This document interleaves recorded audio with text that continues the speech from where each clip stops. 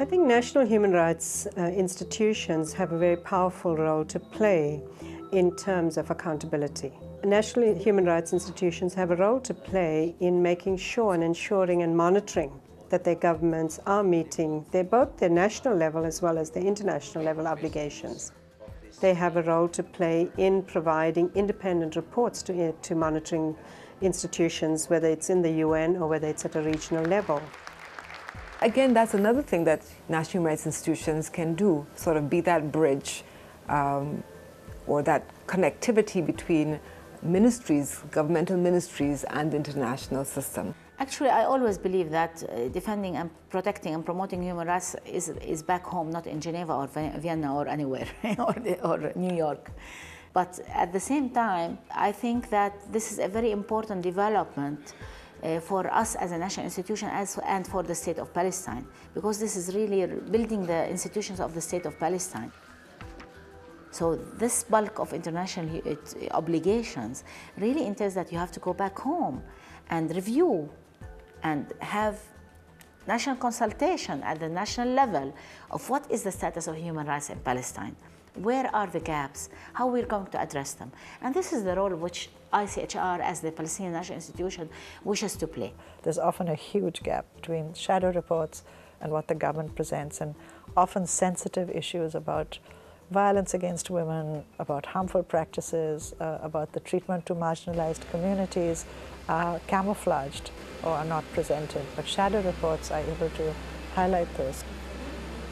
Over the years, I think really the international community and the international human rights mechanisms have really realized both the value of NHRI contributions, but also very much understood now the unique status that they have and really the unique role they have. So we've seen that when an NHRI that is independent and effective makes a contribution to a UN mechanism, that will very much be taken into account.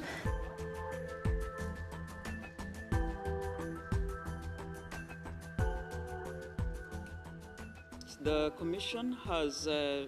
So giving us the global picture is important. Then they have the ability also to give you disaggregated data, statistics, case law, all sorts of information, because they have access to all these entities, which is not always the case for all civil society organizations.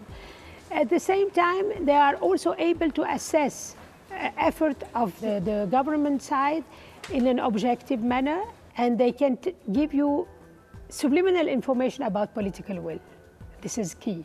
These are very much a sort of qualitative information in addition to the quantitative one that are given that can help then when you address your recommendation in concluding observation to the state party to be focused, to be able to give them actionable recommendation.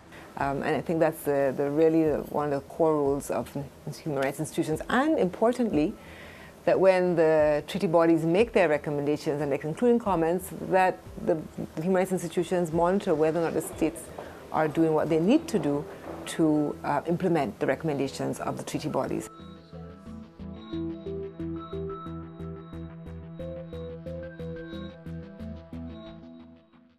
When we look at national human rights institution engagement at the international level in relation to issues of concern to women and girls, we immediately think of the women-specific bodies. So we think about the CEDAW committee, we might think about the Special Rapporteur on Violence Against Women.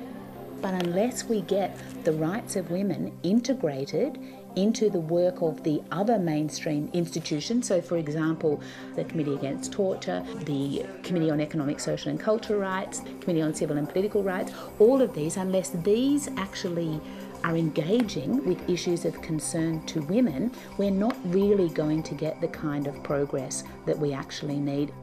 National human rights institutions have a vital role to play in helping this process of mainstreaming women's human rights across all of the UN's human rights mechanisms and instruments and procedures.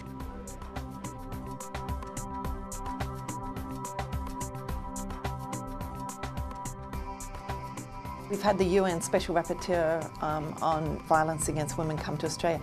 I mean, part of that was to lift the visibility particularly the issue of violence against women, Indigenous women in Australia. We were able to really help her plan a visit and take her all over Australia to meet with those women and key advocates and stakeholders that she needed to. And then we had a report which formed a basis for a continuing discussion, not just with government and around funding, but also with civil society in terms of service delivery and other things. An important role is to disseminate that information back at the national level, to hold dialogues within the country, to create that awareness, to do media work on it, so that the government cannot hide what were the concluding observations, what they were challenged on, etc.